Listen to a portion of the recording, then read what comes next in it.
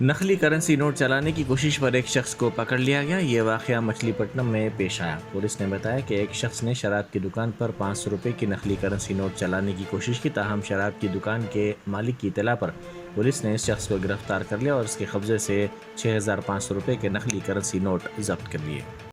నిన్నటి రోజు రాత్రి బస్ స్టాండ్ దగ్గర ఒక వైన్ షాప్లో ఒక పర్సన్ దొంగ నోట్లు మారుతున్నట్లుగా వచ్చినటువంటి సమాచారం మేరకు, అలాగే ఆ వైన్ షాప్ వాళ్ళు ఇచ్చినటువంటి రిపోర్ట్ మీద ఒక మనిషిని అదుపులో తీసుకుని ఫేక్ కరెన్సీ కొంత సీజ్ చేయడం జరిగింది.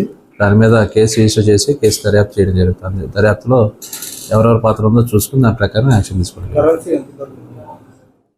6500 క్యాష్ అక్కడ పొజిషన్లో దొరకడం జరిగింది.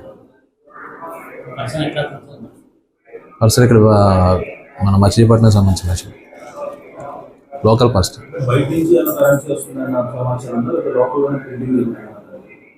అది ఇంకా దర్యాప్తులో జరిగిందో ప్రస్తుతానికి ఒక పర్సన్ అది ప్రదేశం.